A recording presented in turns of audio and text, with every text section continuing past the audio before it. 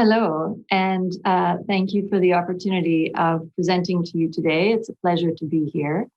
I don't see my slides up, but there they are. I'm going to try my fancy clicker thing and hope that it works. There we go. So thank you for the opportunity to talk to you today about the importance of using evidence to improve the quality of education. This, of course, is a really essential topic for many, many different audiences.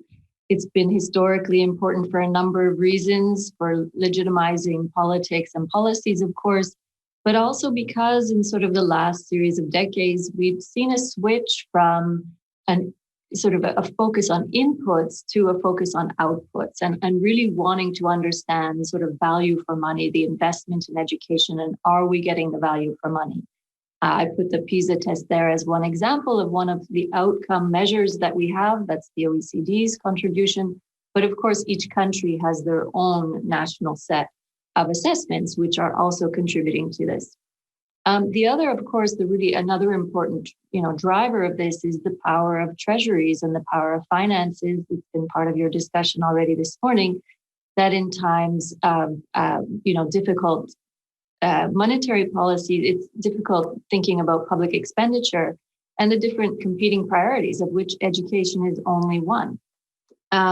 We'll come back to this issue of cutting budgets later, because in the context of COVID, this becomes really important.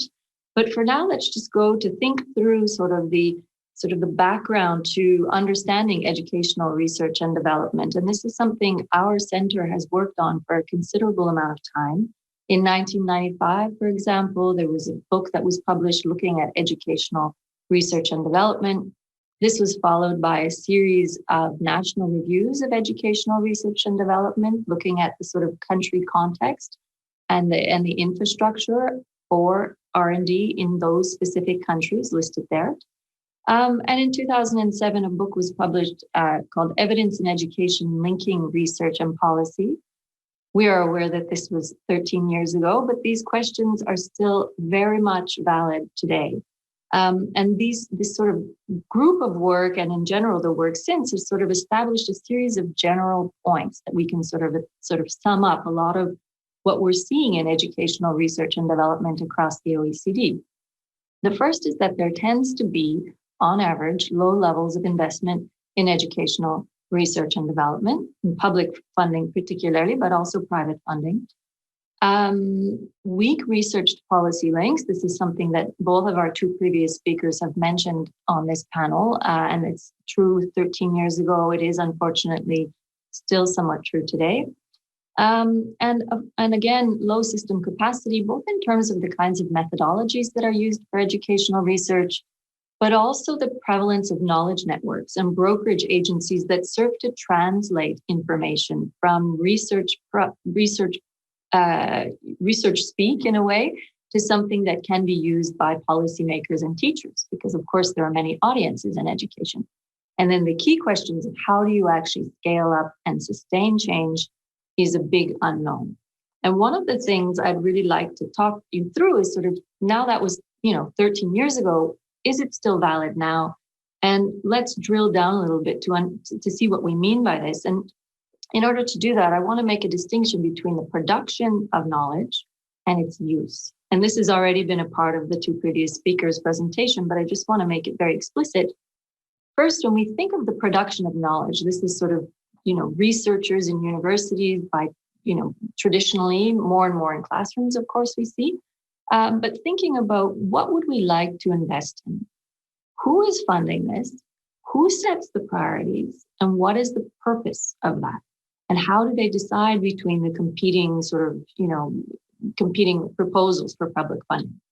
Another issue is we want to think about the system capacity is we've really seen a huge increase in monitoring and evaluation.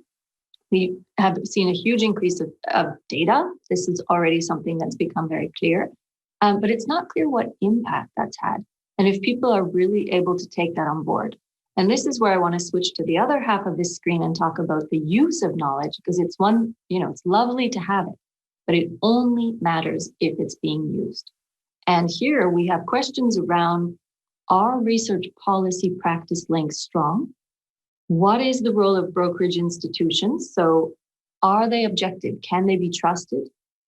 Do they involve the relevant stakeholders? And do they build capacity so people can use the evidence that they're seeing? And here I want to take you back in time to a very, very old slide that I used to use that sort of said this is a standard traditional knowledge network. You've got researchers and policymakers and practitioners. And we felt very smart at the time by sort of setting this triangle up and talking about these distinct populations.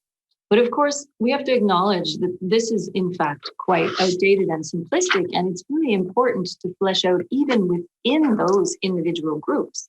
So within researchers, we have organizations like our own international organizations, but of course, universities, teacher colleges, teachers themselves.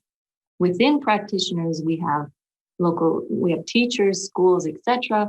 Within policymakers, we have different levels from ministry to local authorities, etc. And in addition to those stakeholders, we also have unions and NGOs. We increasingly have producers and sort of textbook producers, etc. We have a number of other different stakeholders. And here I have to including the ones on the screen and the media, which we can't forget. And I think that this is something that we need to take into account when we say, can we see evidence being used to improve education? What we're talking about is evidence being used by all of these different people. And how is that used in a complex system? And how really does it impact education? And there's one thing I haven't mentioned yet, which you've probably already thought about, but just to make it very clear, there is a really big influence of technology on this process. 20 years ago, we saw an explosion of available evidence, not just what we're producing in our own tests, but also, of course, now everybody is able to sort of document their own work and sort of bring it to light. This is sort of a democratization of evidence building, which is in itself not necessarily good or bad. We see many new actors, the role of social media and giving power and voice to people who are hard to involve or who have been quite quiet traditionally, considered a good thing. But in terms of research, it's also given instant access to thousands of research results. And research here is used very deliberately in quotations because the traditional gatekeepers of quality no longer necessarily are used. If you're a teacher and you want to know an answer, if you're a policymaker and you want to know an answer, and you use a search engine, you're going to be presented with a whole series of answers, but you do not know the quality and rigor of that research unless you have the capacity to distinguish that. And there's an open question about whether or not all that research is genuinely research, whether it's driven by private interest, etc., and even potentially a negative thing, thinking around what are some of the vested interests in this discussion. And in fact, I'd like to highlight here, the spread of misinformation online was ranked as one of the 10 most significant issues facing the world already 7 years ago. We've seen its increasing importance as we see the sort of reaction and struggles we're having in responding to COVID. And this is something we can't I don't want to be too dramatic, but at the same time, this is a very basic and simple issue around whether people know they can trust research and whether they understand its importance, because without that, it will not be used and it will not have an impact. Now, I said before that I wanted to come back to the issue of finances. And that's because in general, we are living in a very specific time. Francesca already talked about COVID and the impact of COVID on a number of different things. And one of the things that's quite clear is that spending has gone down on average, 1.4% per year. I've got Lithuania there, I think, highlighted, or it should be. There you go. You are actually an exception to the overall trend. But if you go back many years, this is quite a clear pattern.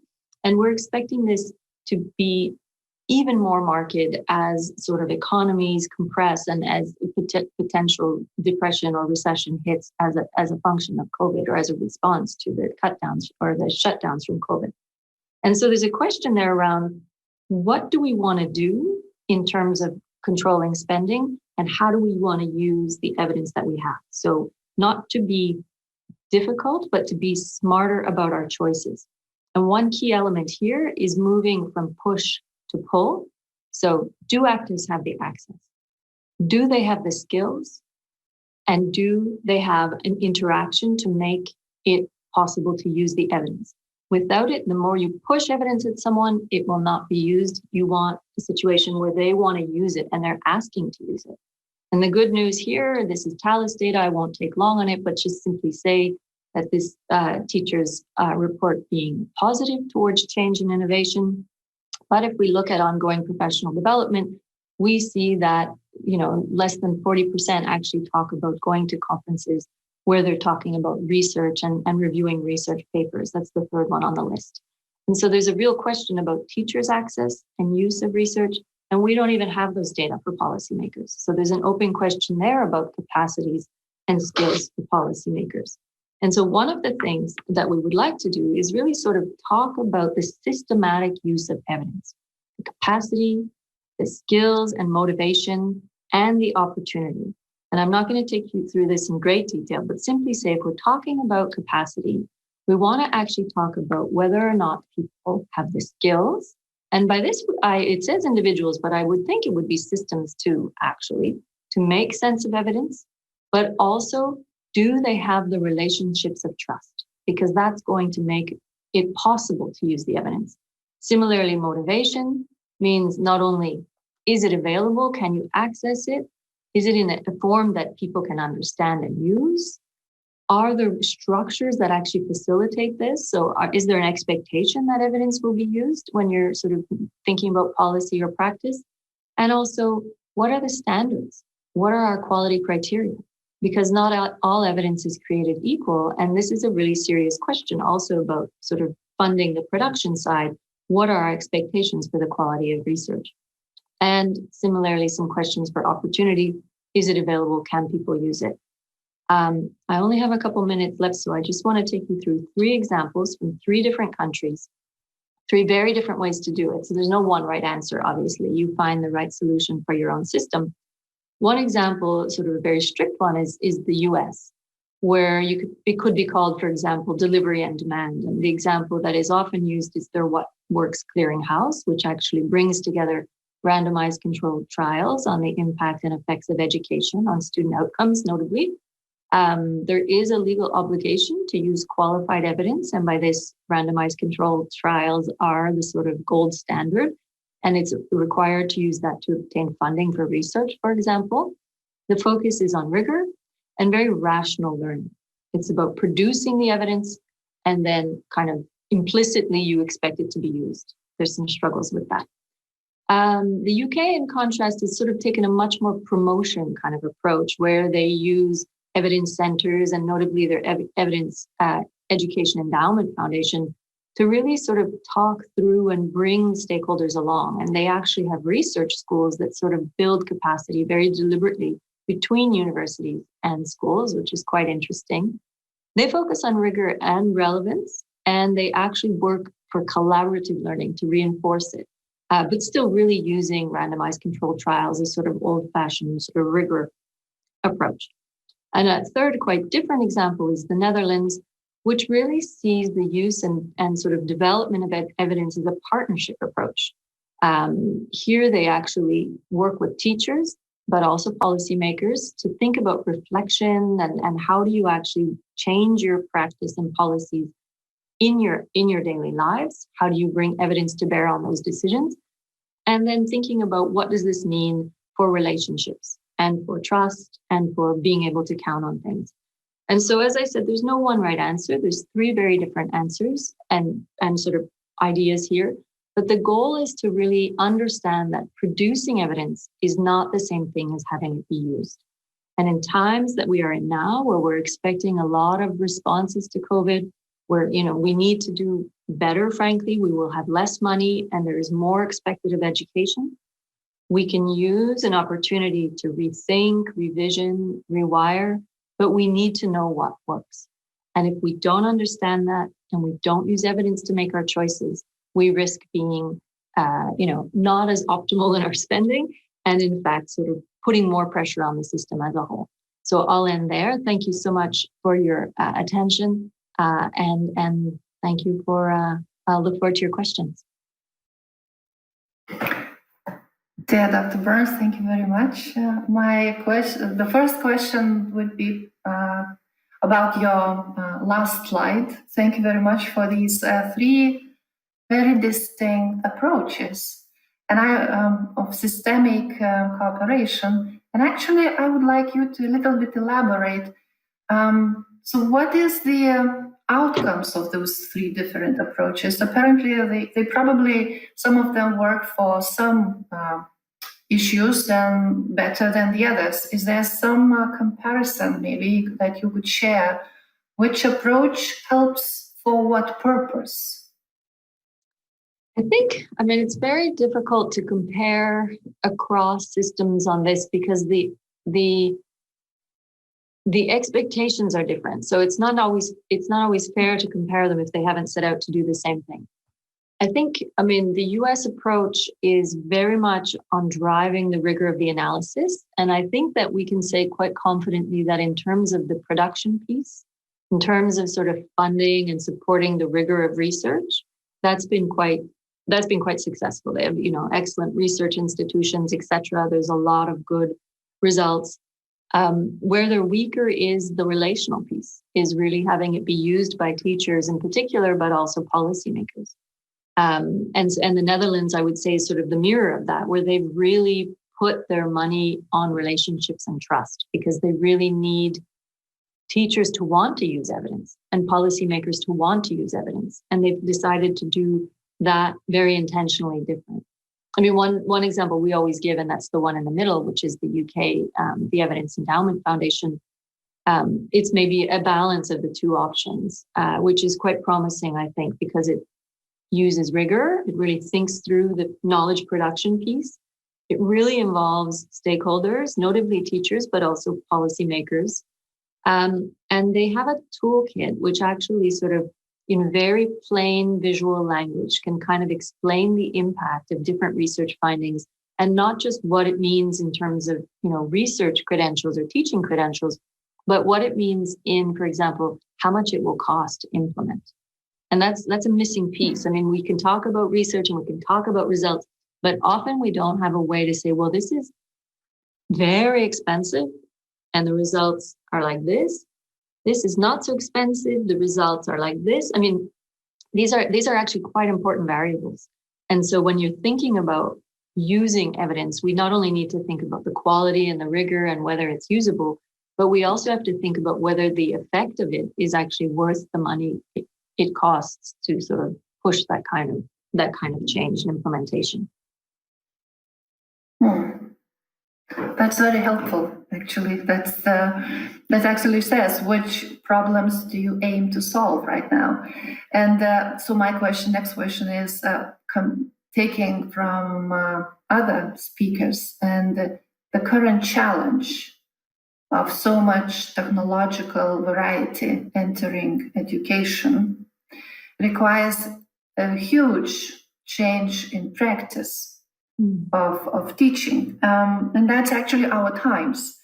And that key challenge, which research methods you think would help or support this huge and really quick, the need for really quick change of practices in educating kids and in changing the tools? Which research methods or methodologies or approaches you think would be most helpful in that kind of challenge as we are now?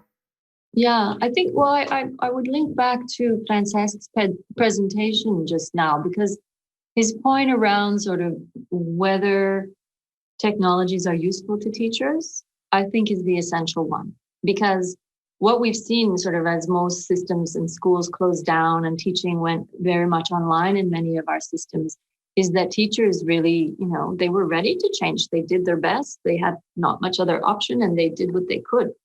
And now we see, of course, that there's a huge need to build capacity, that teachers' digital skills are something which in fact needs support, that there needs to be a way to actually give them the software and the hardware that they need in order to deliver their lesson.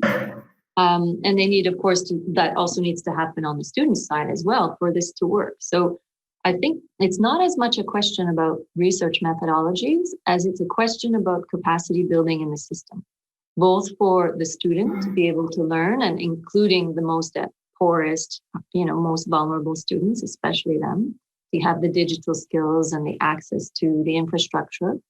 But also to understand that for those poorest and most vulnerable students, not only are they most likely to have no computer or access to a teacher who can help, they're also the least likely to have parents with the digital skills to help them with their homework.